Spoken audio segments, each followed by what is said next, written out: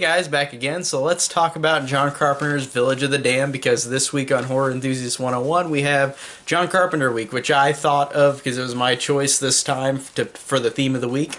So John Carpenter is one of those directors that I love, and I've only need to see 5 films that he has done. I have seen every other film except for these 5, and I don't know if I can name them all on top of my head, but there are only 5 I haven't seen, and this one was one to knock off the bucket list of John Carpenter movies, because I've seen a majority of them, and I love almost all of them that I have seen, but this one I had not seen before, and I actually have not seen the original, which I will eventually review on this channel, which I do want to see now, because I really like this movie. I thought this movie is very fascinating. It stars Christopher Reeve, Kirstie Alley, and Mark Hamill, and all the women in town suddenly get pregnant after this like blackout, or like this, like they're in town and like it goes dark, and then like they start, like weird shit starts happening where they become pregnant, and then they all have kids at the same time, exact same time, and they all have gray hair and become aggressive with powers.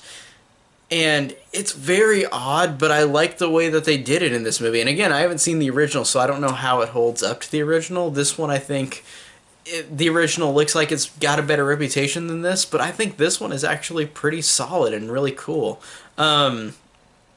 It's interesting because these children are like, they're all telepathically connected with one mind, which sounds really cool.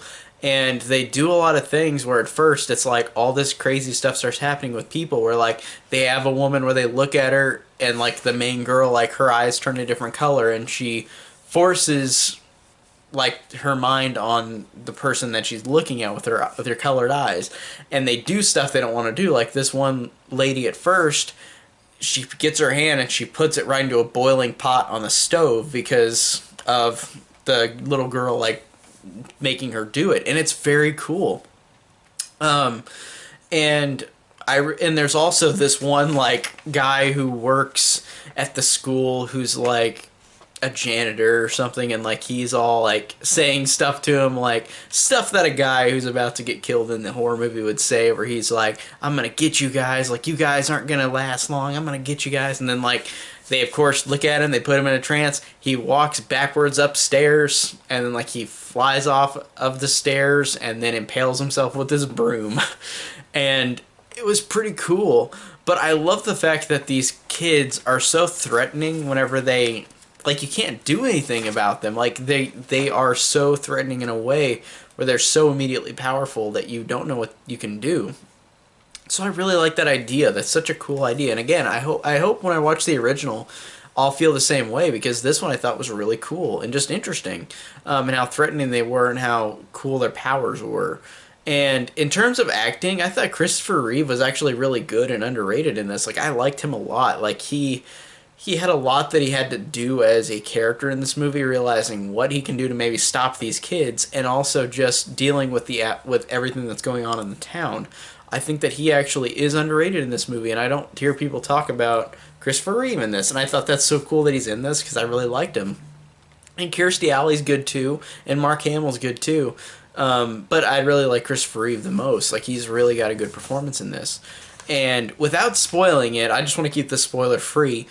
The ending I thought was really cool, and having a character trying to hold in thoughts, because these kids can hear your thoughts.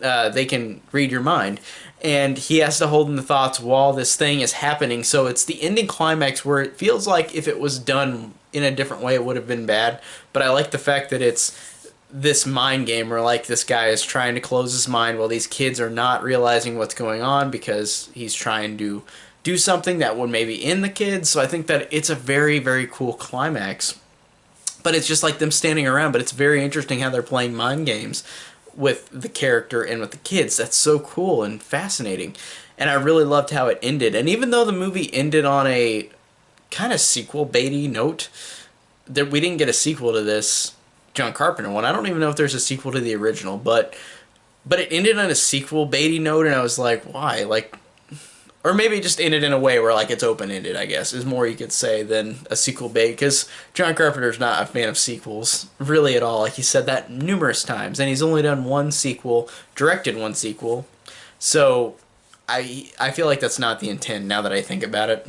Now that I'm talking about it, but as is, Village of the Damned I thought was a really cool and effective like John Carpenter movie, and I thought it was just very stylish and interesting, and I really liked it a lot. And I really want to see the original now because this one was a really solid John Carpenter movie, and it's underrated actually. Whenever I thought about it after I've watched it, like I did enjoy this one a lot. So this is not one I hear typical people typically bring up after they talk about the good John Carpenter movies. I feel like this one should be a little more praised.